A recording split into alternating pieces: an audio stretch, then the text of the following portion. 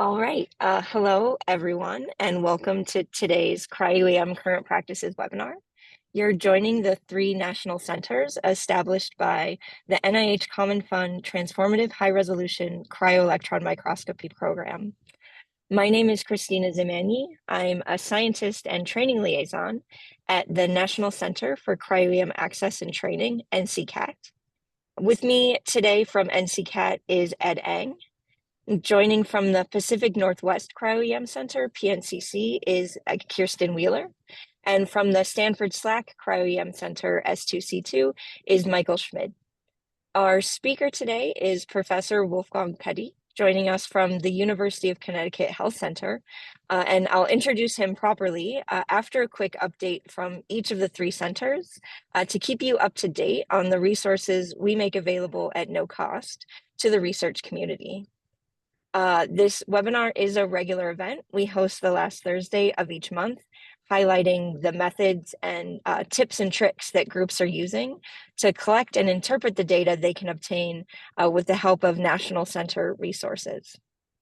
So you can save the date already for our talk in April. Lan Guan and Hariharan Parameswaran from Texas Tech University Health Sciences Center will be giving a talk on small bacteria sugar symporters. So we hope you join us again next month. The registration link will be up soon on the cryoemcenters.org website, where you can also find recordings of past talks and announcements for other events coming soon. Back to today though, please send any questions you have during the talk using the Q&A box. And I will be moderating questions at the end of the talk. But to get started, a quick update from our centers. So I'm going to turn over first to Kirsten. Hi, my name is Kirsten Wheeler. I am the administrative coordinator from the Pacific Northwest Cryo-EM Center.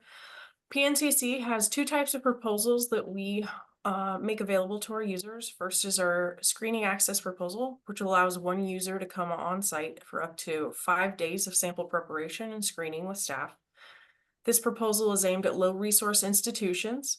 We recently just had one of our users come in and experience this particular type. Not all samples are made alike, so keep that in mind. The second version is our general access, which awards up to 480 hours of microscope time a year for 2 years. This time can be used for screening or data collection. Approved general access proposals are also eligible for our training workshops, which cover topics from sample preparation through data processing. PNCC has 5 microscopes. We have an Arctica with a K3 camera for screening and 4 Krios instruments for data collection equipped with K3 and Falcon 4i cameras.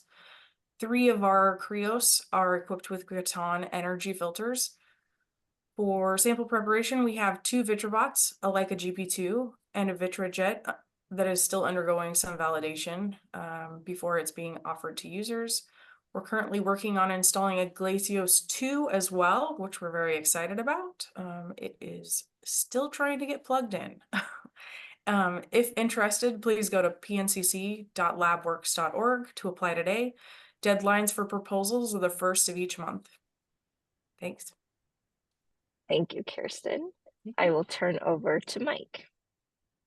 Hi, I'm Mike Schmidt. I'm one of the co-directors of the Stanford SLAC Cryo-EM Center, and we're excited to install our 4th state-of-the-art brand new Krios.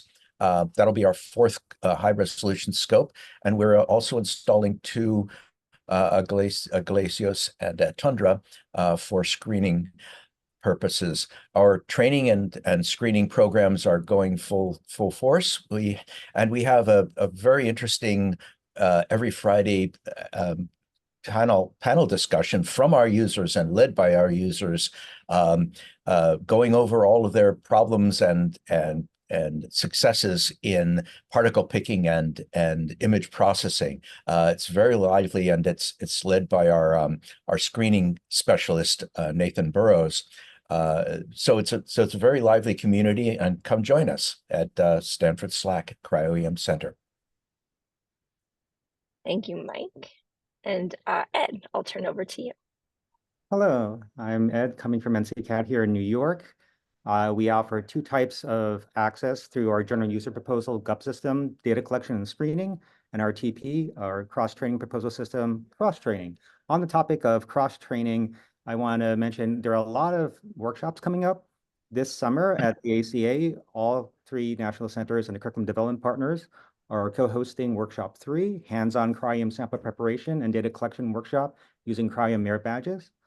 Another reminder, March 29th, that's tomorrow, that's the last day to submit abstracts for oral presentations for ACA. In the fall and next year, save the date, October 9th through 11th, we're going to have our second New York City Integrative Structural Biology Symposium. November 4th through 6th, we're going to have micro-ED short course. And March 31st to April 4th, 2025, we'll have our tomography short course. We just had our single particle short course last week or the week before, and we had a lot of fun. So if you want to learn more, go to nccat.nysbc.org. Thank you, Ed. I will take the floor now to introduce our speaker. And Wolfgang, if you want to wait just a second to share your screen, I'm gonna share again in just a second, and then I'll let you put your slides up. So today's speaker is Wolfgang Peti. He's a professor of molecular biology and biophysics at the University of Connecticut Health Center, where he has also served as department chair. His lab studies fundamental signaling cascades at the molecular level. He's also the associate editor for protein structure and folding at the Journal of Biological Chemistry, and in 2022 was elected a fellow of the American Association for the Advancement of Science. Over the course of his career, Professor Peti has been a true champion for building structural biology capacity at multiple institutions. His own lab relies heavily on structural biology methods to study the regulation of enzymes involved in signaling pathways through phosphorylation. And because signaling pathways aren't confusing enough, his lab seeks to understand the role of protein dynamics in signaling. So really digging for, the most complex stuff you can study out there. He's been interested in this area starting as a graduate student, where he developed novel methods for the detection of protein dynamics using NMR spectroscopy. But in recent years, cryo-EM has been revealing exciting insight into dynamics and sort of looking to using these emerging EM tools. Professor Peti came to NCCAT for embedded training in 2023, and I can show you some evidence of that happening. Always have to embarrass our own trainees when they come back to give talks. So he came for embedded training in 2023, and sort of true to his role as a team player and community champion, he came for training as part of a larger team from the University of Connecticut Health Center. They made multiple visits together as a team to make sure they brought a critical mass of experience back to the lab to become proficient cryo-EMers. And he was a very quick convert to the power of cryo-EM, so much so he was successful in securing funding for University of Connecticut Health Center to have their own local cryo-TEM. So I think his training at NCCAT was highly successful. And we have a new cryo-EM champion in the community, and we really look forward today to hearing about your work. So go ahead and take us away. Christina, thank you very much. That was a very kind introduction, which I really appreciate. Can everybody hear me? I hope so, and I think it works. Yes. Perfect. Yes. Thank you very much. Yeah, we learned from a lot of people, and yeah, NCCAT was essential for us. PNCC too. We went out to PNCC on our way to demo actually at Tundra in 2021 or 2022 in Hillsborough. So we have seen both of those facilities. We haven't seen Michael's facility at Stanford. So, but today what I'm going to do is I'll give you an idea why we started to use cryo-EM, what we had to learn, and ultimately what it allowed us to learn from those to really drive the biology that we are interested in. And the biggest arm of my laboratory is working on the regulation of protein phosphatases or PPPs. they counteract the action of protein kinases. There's about 450 serine 3 protein kinases that we're well aware of. They're very important to phosphorylate serine 3 residues and drive biological functions. There's a small number of phosphatases that counteract them. That number is even changing when you look at the most important family of protein phosphatases. Those are the PPPs. They only have 7 genes, a total 7 enzymes, 12 isoforms. So to make it even worse, I show you the structure of a PPP. And I overlay the catalytic domain structure of all of the PPPs where we have the structure. What you can see here, there are metal binding enzymes. The 2 metals at the active site that activate the water that allows for the hydrolysis to occur. But much more important, what you can see here is that all the residues surrounding the active site are green, as they are 100% conserved within the family of enzymes. That means these catalytic sites are the enzymes, they are the functional enzymes, but they do not provide any specificity whatsoever. And thus, for the longest time, everybody thought, oh, they're just housekeeping enzyme. The kinases do everything and the phosphatases do nothing. So I don't believe in that. I think biology is much more complex than it makes out to be, and there's no broom in biology. Maybe the proteasome is a trash can, but we wanted to know how they achieve specificity. And why is that important? Well, it is important because we know I have a number here, 15,000 substrates for kinases. The number is probably right now way higher because with MS data getting every day doubled, nearly it seems like you probably have 30,000 confirmed substrates for kinases. That is counteracted for about 500 known substrates, and that's a very generous number for phosphatases. So there's a huge imbalance, and if we ever want to have a system's biological understanding of serine 3 and phosphorylation and the regulation of all the biological pathways it drives, we need to understand which substrates are phosphorylated by which phosphatase. Why do we have an imbalance? Well, kinases are driven by active site recognition. Okay, that was just beautifully shown in the paper last, well, we know it for a long time, but it was again beautifully shown in the paper last year that we have for each kinase an active site recognition sequence. Remember, there's nothing specific at the active site of a PPP, thus we do not have an active site recognition sequence. And the recognition or the specification must come from somewhere else. Furthermore, we have for a lot of these kinases good pharmacological inhibitors. We have 0 for PPPs. As the active site is 100% conserved, you will inhibit each of them identically with the same inhibitor. So these are the 3 most well-known members of the PPP family: PP1, PP2A, and calcineurin. They all play a super important role in biology. We know calcineurin is 1% of your brain mass. Okay, no cell cycle gets completed without PP2A or PP1. So clearly they must become specific, and how are they achieving that? Well, let me tell you something about the protein phosphatase and protein phosphatase 1. How is that achieved? Well, actually, because it can bind to a large number of variable exchangeable subunits to form holoenzymes. Okay, so how many of those variable exchangeable subunits do we have? Hundreds. Okay, biochemically confirmed 200, 300, predicted 600 to 800. That means we're actually looking at a family of enzymes that is 800 members strong, because it is these variable exchangeable subunits that make PP1 specific. They can target it to the point of action. They allow for the recruitment of substrates. They allow for the recruitment of other proteins that recruit substrate, and that now makes clear why it is often so hard to have a correlation between substrate and phosphatase, because it's so indirect. Some of them also come as inhibitory proteins, and I will talk about that later as part of the presentation. What do they have in common?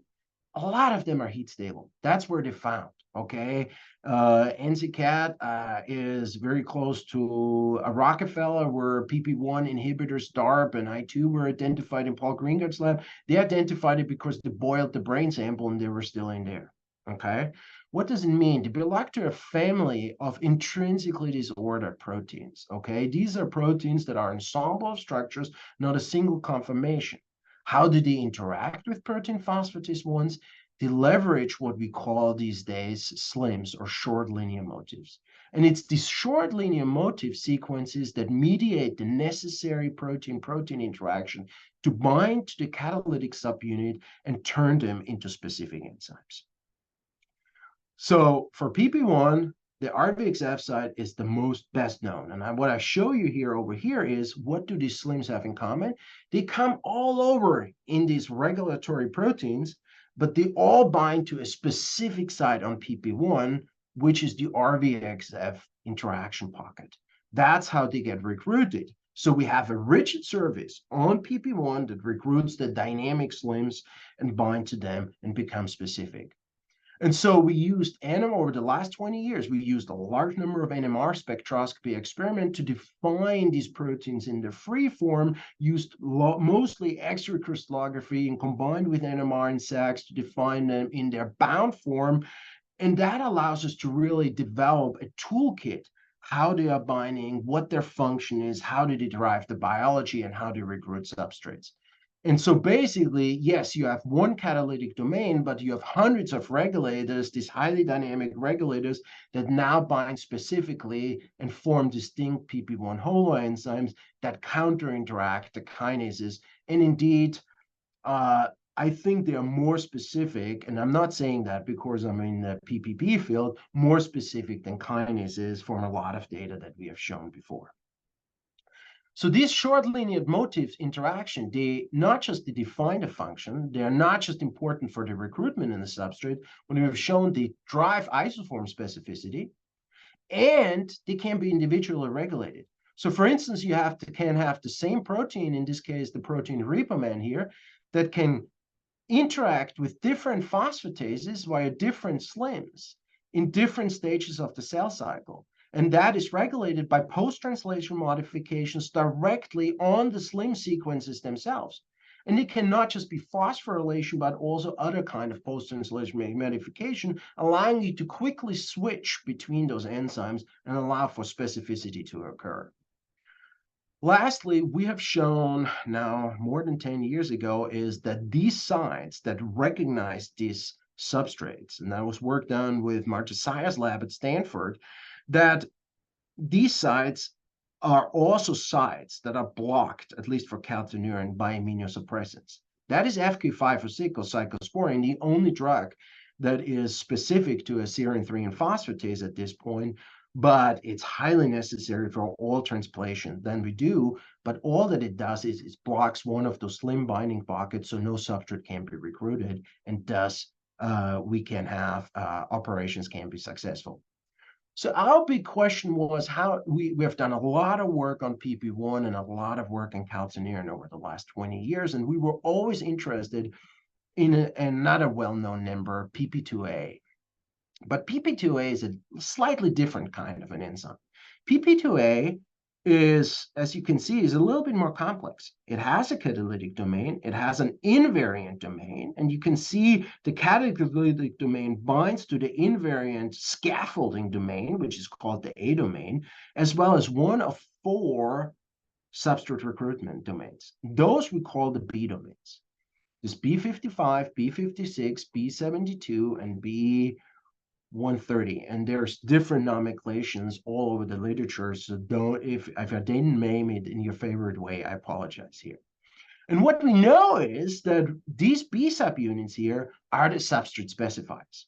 Okay, it's these structured B units, this triple complex allows for binding of substrates or regulators to these B subunits to now recruit the substrate. So you need to always have 4 proteins at hand to really have an active phosphatase in this case here.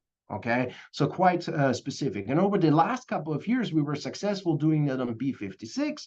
This is much easier to work for. And we wanted to do the work on PP2A B55 as it is highly expressed, the most abundant enzyme, and we didn't know how it functioned.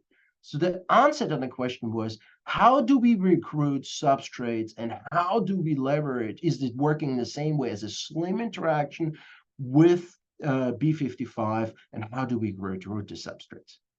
One specific reason why we were so interested is because B55 has these absolute essential roles in the cell cycle regulation, okay?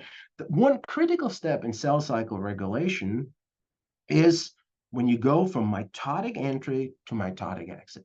That's one of the highest regulated point in cell cycle to progress forward. So we know one thing, in order to go in the entry stage of mitosis, we have a huge activation of kinases, CDKs, auroras, and so on and so forth. They're highly active, and that leads to hyperphosphorylation. In order to go through the mitotic axis, we need to now do the following thing. We need to actually dephosphorylate the hyperphosphorylated state that the kinase is introduced.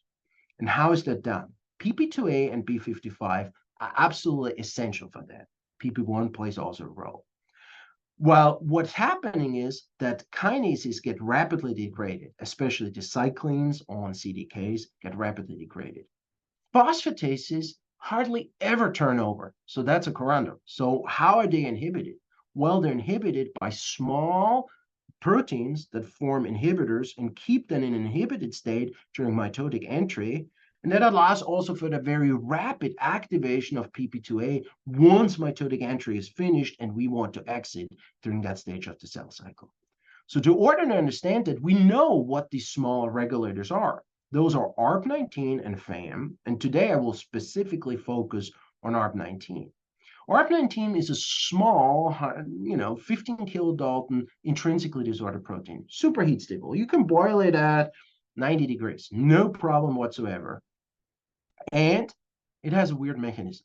It needs to be phosphorylated on a specific residue by a very specific kinase, mast kinase, and allow phosphorylation on the site 62 here. Then it can form an inhibitory complex.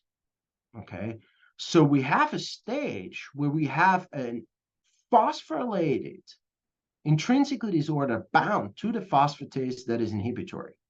How a phosphorylated protein can ever be an inhibitor and not become a substrate is completely unknown. Now we can go ahead, and at one point, we need to understand how it gets turned into a substrate, gets dephosphorylated, and allows for the release of ARPP19 in order to allow now mitosis to finish, exit, and we can go on with the interface of the cycle. As I said before, FAM122 is another of these proteins that helps actually the cycle to be happening here. Today, I will only talk about ARP to keep it simple. So we wanted to solve the structures of these regulators, but there's one problem. The first problem is I will show you, we can only express functional PP2A, B55 holoenzymes in hex cells, and the yields are very low and not suitable for crystallography. So that's why we had to turn to cryo-EM and to solve the structure of these holoenzymes. So that was our starting point. And we basically started in 2018, 2019 to work on this and slowly worked our way up to become better experts in all fields. So as I said, the first attempt was in 2018, 2019 to say, I think it was quite successful. We have now 7 cryo-EM structures, 2 published of different holoenzymes. You can get to larger and larger complexes. As Christina so nicely said, we were successful in getting a S10 grant to install our own screening cryo-EM at UCHC and having a lot of fun with those. And I was able to hire additional cryo-EM faculty. Stephen Chu, who is now here and uses that instrument as well. And so we are really a growing community of cryo-EM users here that it was at the beginning maybe 2 strong, and now is 4, 5, 6 people strong. And we got more every day. So let me tell you a little bit more. So what were our 4 challenges that we had to start cryo-EM? Okay, it was clear, when we do cryo-EM, it's the same as for any other structural biology techniques. I always call it crap in, crap out. Okay, if your sample is bad, you get a bad NMR spectrum or you never get crystals. Okay, so if your sample is not homogeneous, you get non-uniform particles all over your grid. Yes, you see a lot of particles, but it doesn't help you actually get a high resolution structure. So we needed to have a very uniform expression, and I will show you that, how we did that. I'll tell you about what we had to do to come over our aggregation, at least for one of the examples here. How we had to think about particle picking, because that was one of our challenging parts here. How can we get better in processing the data and actually use all the technology available to help us to actually get these structures, especially for these dynamic proteins? And then how do we overcome this conformational flexibility? And I show you that NMR was still essential to actually solve those structures in a different way. So I told you we have now done many proteins, and in hex cells we developed our own protocol. We don't use any commercial way of doing that here. And for all of these complexes, we start with a large variety, as many of you do. Which tag do we use? NHC terminals. Which boosters we use? When do we inhibit this? Which stage? Which cells? Which media? Which purifications? We've done a lot of in-house columns that we specifically designed to get the most homogeneous proteins and to get that. So really establish a really important purification strategy to get a homogeneous sample that is fully active and can be readily inhibited. So that's an important factor. So in our case here, for instance, many of our whole enzymes we now get out of XB293 its own. But in this case here, we found actually that the way that we mixed bacterially purified proteins with mammalian expressed proteins together as the best way to get a sample and get it done. And now we mix often SF9s with hex cell expressed, whatever you want to do, as long as you know it's functional. And we know it's functional here because we know that PP2A C must be methylated at its C terminus to actually form a stable complex. If you do that in SF9 cells, methylation is about 10 to 20%. So your complexes on your grid have all different forms and variations. In order to get one specific form, so you get a high resolution structure, the methylating is absolutely essential. And that's what we tried for. And we use an antibody that my good friend Egon Olgris in Vienna, I was born in Vienna, developed for PP2AC for us. And so we can make those nice complexes that now really give us high quality data on when we started to screen, and we screened it at PNCC and NCCAT, as was said before. So this was this part here. So at the beginning, we had issues that our samples were often aggregated, okay, not uniform distributed. And so people told us, I just use different detergents that solve the problem, and you only need to use FOM. That's FOM solves every problem. Never use anything else. So we believed that, and we used FOM, and all of our grids looked like this. Yes, you can see some single particles here, and that's nice, but most of them were clearly aggregated and not very good. So we tested all different kinds of different detergents. And in this case here, capsule works beautifully. You can see a big difference between this and this stage here. This will give you a good structure. This probably not so much. And everybody told us, capsule will never work, it's never do. So again, it's the same as with crystallography and NMR. If you don't try it out, you don't know what you see on a grid. So don't be shy. Doing whatever you feel gives you the best sample, and you will find a good way to get a really high quality grid that you can focus. So one of the things that we did at the beginning, we were always chasing sort of the perfect grid. So we always tried to have like a grid where most of our holes were holding your protein samples, and we were more. These days, we don't care anymore, as long as you have a couple of really high quality holes that have a wonderful distribution of your samples, because that's good enough to record enough movies that you can actually get all the data that you want. So when you're new, you always try to do everything like in a textbook, but you realize quickly that is not necessary. And especially now with fringe-free and all other techniques, you actually only need a couple of holes and a couple of squares that actually give you a good data collection, and you don't need the perfect grid. And so that makes life much easier, at least from my point of view.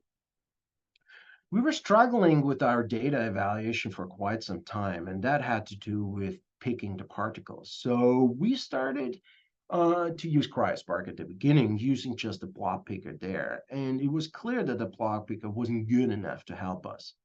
So we then started to use Topaz that really helped us to get the high quality picking going. And I know a lot of you have probably started to pick particles also by eye, and especially for the unusual orientation, so you populate those. And that is exactly what we did at the beginning to actually try to do that, to form a first training set for Topaz. And a lot of you probably using only the first training set. What we then did is we trained that first 1,000 hand-picked particles and made the one pick one particle set. And if we did that, our 2D classification started to look okay, but still not had all orientations. So then we went ahead and picked particle from a random set of 750 micrograms using that model here, and then filtered these particles using 2D and very crossed 3D classification to develop a second trained Topaz set. This was the Topaz set 2 on the same 750 micrographs that we used here for the Topaz Model 1. And then we actually now get another random set of 750 micrograms to train this model, again doing the same step. And only after that, our Topaz Model 3 was good enough to pick the whole particle for all entire data sets. So that took us a while to realize that the better your training is and how you get to this point where your training is well, you can get that. And I think that is especially important when you have not rigid structures as we have, because yes, PP2A you will find everywhere, but finding ARP or the small molecules bound to it was really the critical part. So you needed all those correctly to find good 2D classifications that I have here, and that allows us to get those structures. And lastly, we were struggling partially with the conformational flexibility. It was less important for the ARP structure that I showed you, but especially for the FAM122R structure and other structures that we have ongoing right now in the lab. And I think this might be, it's general probably for an IDP when you have that bound to a large complex, a problem with the conformational flexibility. I'll show you later how NMR helped us, but the one thing we really did is we really used we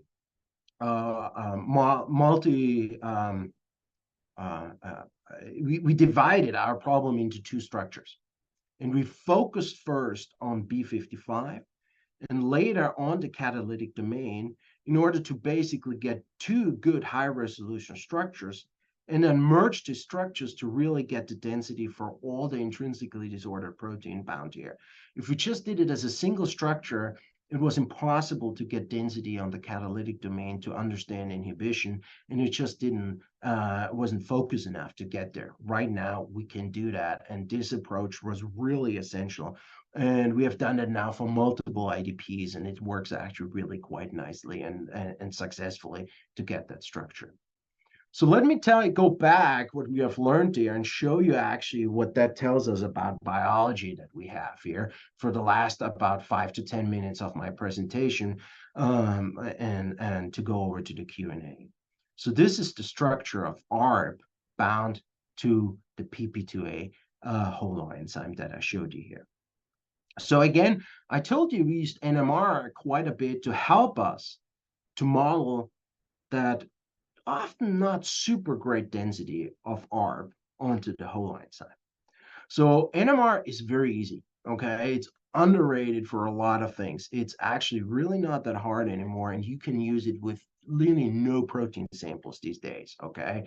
So a lot of these things, spectra that I show you are recorded at 2 to 5 micromolar samples, okay? Yes, if you work on really complex system, you need more, but a lot of basic stuff you can do very easily, probably with your core facility. So that's the structure of ARP being by itself here. Quick assignment. If I've done hundreds of those, so it takes me 2 days, but it's kind of, if you like Sudoku or you like a puzzle, that's actually something really that you do. So your morning coffee and assigning a protein is a perfect entertainment, at least for me. And so what that helps you though is you can go ahead and get experimentally secondary structure population. And that shows you that this intrinsically disordered protein that you have here is actually partially populated and has a couple of helices that are in a preferred conformation. And that helps you really where to put your density. Even if the helix is not that great, now you can think how you can fill those helix density on your structure with the right amino acids that you have here. And I will show you an example very specifically. So then we went ahead and said, like, I use my 15N labeled ARP to see the interaction. Well, this is about 180 kilodalton complex. You do a little bit of tricking, and you can get very nice data for with NMR spectroscopy, and that shows you really that all of it is nearly binding to the holoenzyme. Perfect. There's just a few residues that stay flexible here and are not bound. Okay, perfectly fine. So then we repeat that same experiment by not binding it to the whole holoenzyme, but rather only to B55. Remember, I told you B55 is the specifier domain, so we expect a lot to bind to B55. So what did we do is we had to develop a B55 that actually cannot bind to the holoenzyme. We deleted that large loop here that is necessary for binding to the A. And why did we have to do that? Well, if you expressed it in hex cells, otherwise you get always a mixture of B55 and the complete complex. Okay, so in this case here, we can express it in B55, what we call loopless in hex cells, and you can get it without the A and the C subunit, and you can measure the interaction. What you can see here is actually that this part where the four helices are interacts very nicely, no problem. And this is alpha helix 2, 3, and 4, and I will talk about 2 in a second. And there's alpha helix 5, which is in the C terminals, binds here too, and we didn't know what that means. So in some way or form, something binds in an interesting way, and we need to figure out how it binds, okay? We can clearly phosphorylate it, and by the way, NMR is your best antibody. If you have the assignment, you can immediately see what is phosphorylated. In this case, we showed actually that mass phosphorylates two sides. Now, to one side, you make the variant here, it phosphorylates only 62, so you can make your specific states here, and you can measure the interaction. So we measured the interaction of ARP with PP2A holoenzyme, not phosphorylated, and phosphorylated is exactly the same. And when we used non-phosphorylated, the inhibition was rather weak. When we used phosphorylated, the inhibition was strong. Really showing you exactly what was said before is that phosphorylation is strictly required. We can reproduce that, and if we solve the structure of this complex, we will solve the functional structure of this complex that allows us to make that assessment, and that's exactly what we did here. At the end, it was 2.77 angstrom resolution, and that you can see here. So again, the scaffold in union is shown in gray, the catalytic domain in cyan. In blue, I have B55, and ARP, the noodle that was intrinsically disordered, is shown in yellow and covers a huge amount of surface on the protein. So let me decipher that for you a little bit. So this is alpha helix 2, 3, 4, and 5. All of those that were predicted experimentally by NMR, we can identify in our cryo-EM structure. Indeed, the density for our cryo-EM structure is very poor for alpha helix 2, as alpha helix 2 is moving forward and backwards, and it's building a fuzzy interaction with the surface, with the charged surface of B55 here. So the density is not good, but NMR helps you really to define where it's binding here. So the one thing I told you, we needed to have a methylated C-terminal tail off the catalytic subunit. It's this leucine 399 that's methylated in order to bind. And indeed, what we saw in our structure, there was a huge amount of density of the C-terminal tail that was sandwiched between the A and B domain over here. And now explains to you why we need to have that methylated. If it's not methylated, the sandwich does not happening. And if you compare that to the crystal structure that was determined a bunch of years ago by Yigong Shi's lab, that structure is much more open. So that C-terminal tail, when it's that was not methylated, allows you not to form the real structure and the real complex. This is actually the biological relevant structure that I show you here that that processes your substrate in a cellular context. And again, we can test that with the antibody from Agon that we can see that here. So that makes a huge amount of interactions, binds very specifically, and there's a difference with other holoenzymes, which we can actually talk about for the specialist here. I just want to show you how that intrinsically disordered is binding, because for me, I like to look at structures as a structural biologist for the pure fun of looking at protein-protein interaction, not just the biology. And I think that's a beautiful example. So you can see there's a helix here that comes down, a helix here that binds to a platform on B55, comes down here, forms alpha helix 4 here, where the N-terminus, we have serine 62, that's phosphorylated. It comes back, binds on alpha 5. Can I give you a little bit more information? How is that working? Yes, I can. So you can see here, in order to allow this crossing from alpha 3 to alpha 4 happening, we have two aromatic residues, Y59 and F60, that really splatter flat out. Okay, they're nearly 180 degree apart from each other. And I can tell you why that is doing in a second. So the quality of our maps were quite good, as you can see here as an example. So we can clearly fit those two residues without worrying in the density, and we know the positioning of them. So alpha helix 4 goes up here, and you see serine 62 is phosphorylated, and very nicely. Again, the density for the phosphorylated state is absolutely clearly here to see in your map here. And you can see that it's really held in position by a quite incredible number for bidentate salt bridges that are formed with surrounding residues from the catalytic domain to hold that in place. Okay. So I told you before, these two aromatic residues form this 180-degree shape. And the reason why they're doing this is because ARP goes up here, alpha X4, but folds back over itself. And there's a glycine residue that exactly binds on top of these 280-degree folded out aromatic residues to come back, and then goes along here to bind back again on B55. So the mode of binding is shown you here with the animation that I showed you here. And I find that kind of really, this is only IDPs can do such an interaction. So it's well worthwhile to study them because it's really fun to look at those things. But as you can imagine, we had a little bit of density on B55 in our cryo-EM structure. And we looked at it and everybody was like, what is this? What is this? And we were like, well, look at the NMR data. Alpha helix 5 is clearly bound to it, and that's probably alpha helix 5. Now we knew which residues to fit in that density, despite the fact that it wasn't perfect density, and it was very quickly possible to build the map over here as well of ARP.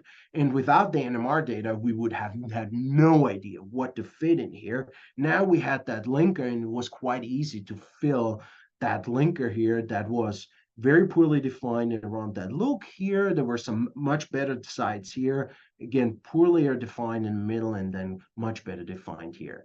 I don't think without NMR and that data, we would have been really confident enough to build that structure in here. And before you are asked, no, AlphaFold, the only thing that is correct that AlphaFold predicts is alpha helix 3, and that's off by 6 angstrom. So AlphaFold, multifold, and we try it over and over to see if it gets better. That structure right now was not predicted. Probably pretty soon, since that structure is now in the PDB, it will be better to predict that because now it can learn on that structure as well. So with that, we were able to answer your two questions that I asked you at the beginning. Why is it an inhibitor and not a substrate when it's phosphorylated? And then what converts it to become a substrate? Well, so this is the structure here. This is alpha helix 4, the N-terminus. This is your active site of PP2A with the two metals bound to the active site. And I show you again all the electrostatic interactions that stabilize that. We went back to our very old structures of PP1 where we had a phosphate bound to the active site. And so that's basically a product complex. Okay. David Rahn at the MRC recently solved the structure of PP1 of a specific enzyme in a substrate complex. And that structure is shown here. So the product and the substrate complex are nearly in a very close position. So now let's add our structure. And the one thing you can see it is about 3 angstrom away. So this positioning of the phosphate is too far away to be actually hydrolyzed and processed. So the phosphate sits in a pre-processed position deep enough to block the active site for any substrate, even small molecule substrates, but far enough away that it cannot be processed by the enzyme. And when you delete a lot of these electrostatic interactions just by these residues surrounding this site, you immediately get dephosphorylation because that phosphate cannot sit in that position anymore, gets closer, gets dephosphorylated, and becomes immediately a substrate. So what else is it really stabilizing here? It's that crossover and that alpha 5 are absolutely 100% necessary to stabilize the position over here. And how do we show that? If we delete that C-terminal tail here, it is not an inhibitor anymore. It becomes fully active. Even if we phosphorylate it, it's a very poor inhibitor. So without being that C-terminal tail, it cannot. So what is it? How can it be regulated in a cellular context? Something must be done to alleviate binding off that C-terminal tail. It moves away and releases the C-terminus and actually allows for the dephosphorylation occur. What that is, we haven't been identified it, and we can't tell you at this point here. There's a number of phosphorylation sites, and it turns out none of them are actually changing that. So it's not another phosphorylation reaction that allows you for the activation, deactivation for ARPP, but that's something we're actively interested in doing. And I will just keep it here. I told you we got that nice Tundra instrument now installed finally here. I think we're the first site that has a Falcon C detector on it, which we're playing around.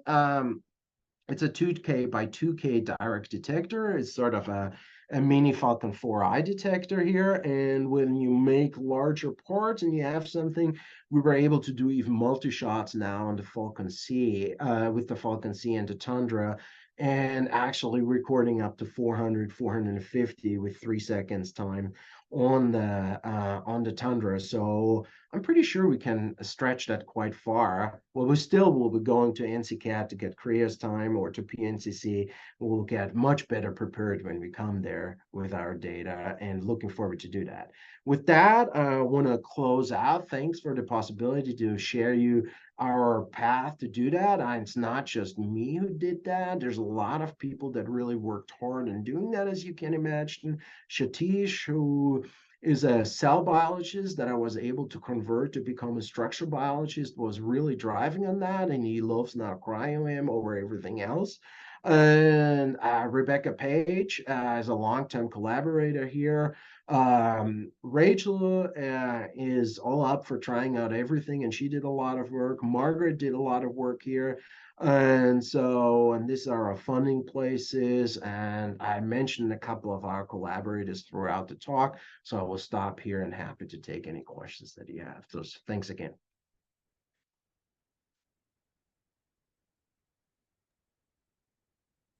Thank you. We always miss the big round of applause when we're not in the same room together, but that was absolutely amazing. I had been converted before, but you continued to convert hopefully all of us to the fact that phosphatases are just so complex and fascinating.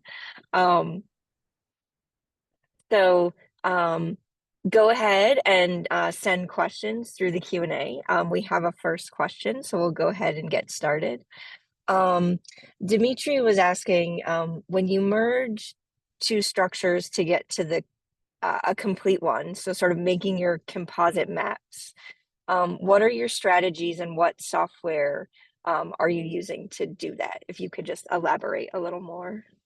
Yeah. Hi, Dimitri. Thanks for the question. Yeah, that was a bit. And so I have to say, this is not something that we had up our sleeves at the beginning. There's no question about that. So, but that's the importance. I mean, my lab is now 20 years running, and I had my first postdoc, Matt Kalkar, who I actually met at Scripps when he was a grad student and I was a postdoc there, and we started to collaborate there. And then he came to work with me as a postdoc. He's now works as his chief scientific officer of Helix Biostructures, and they have a very, very good cryo-EM person there, James Fuller, and James came up with the idea, and which software we used was actually Reliant to do that. CryoSpark is not able to do that so nicely, but with Reliant you can do that. You basically blind out with a mask one side and optimize it in this way, and then you combine it again using Reliant, and then later optimize it with Phoenix.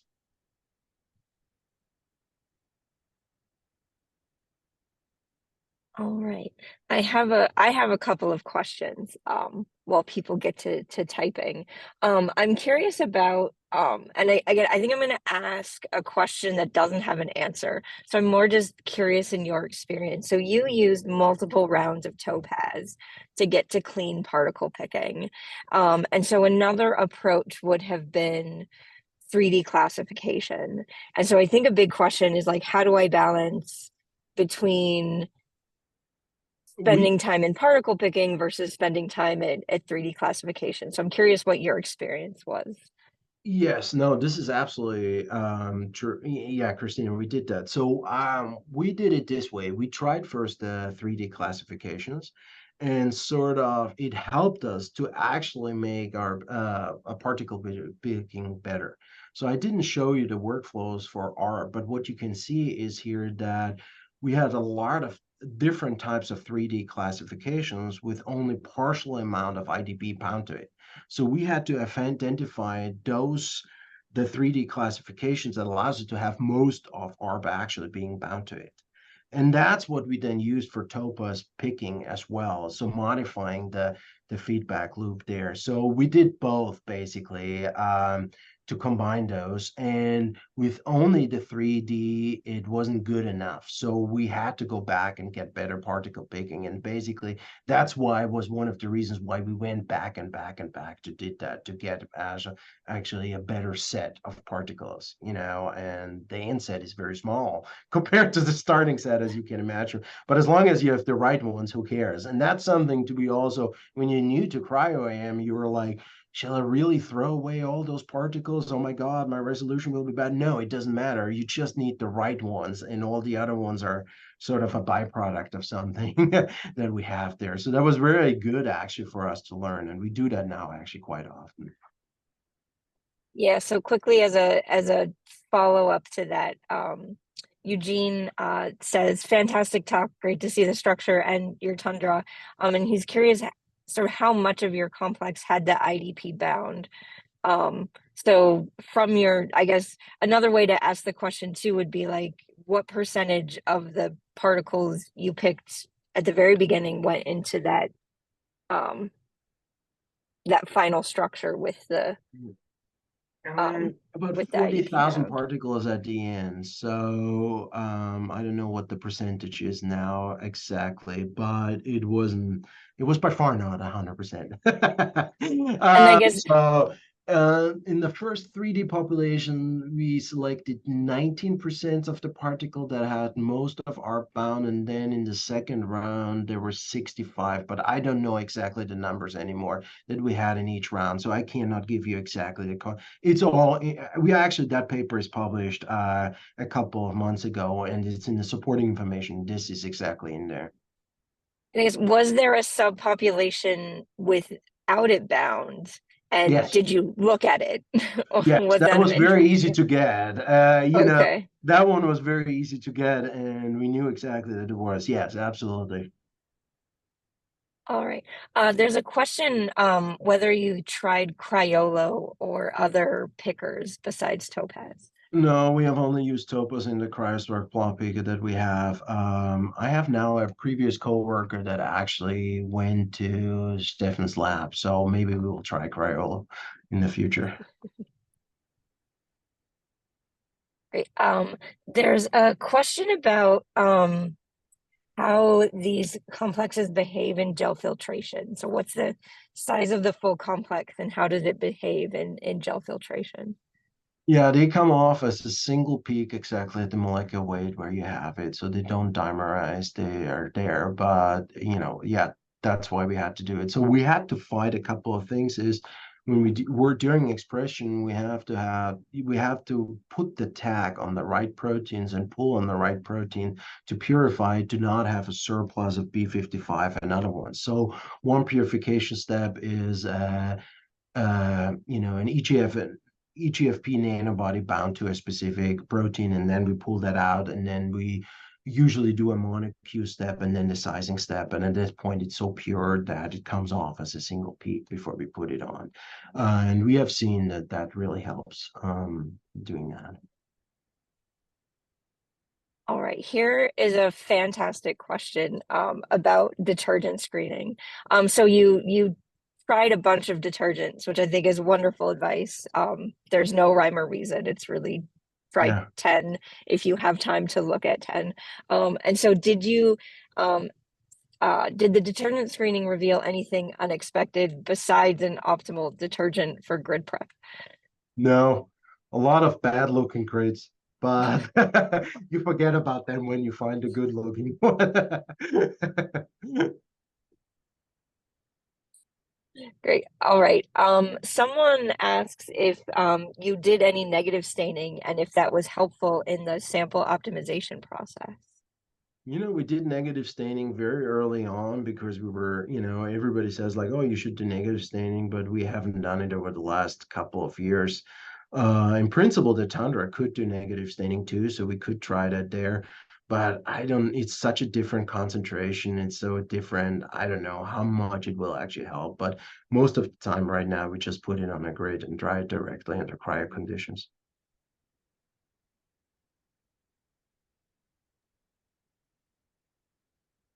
Hi, Wolfgang. I have a quick question. In the model building and the alignment, you did find that the two halves of the structure, I kind of think of them as two halves. They had to be separately oriented and separately refined, and it looks like your ARP protein kind of sits in the cleft between them. And when you're doing that kind of thing, did you have to do that for the ARP complex, or was it more rigid enough that you didn't have to? And if you did have to, how do you treat the interface between two separately solved structures, neither of which may be the interface to the proper other one where you solve that one? It's mixing those two is extremely fraught, and there are other methods. One that's been developed by a person here, the Gaussian mixture model, which is kind of a soft mask between the two halves.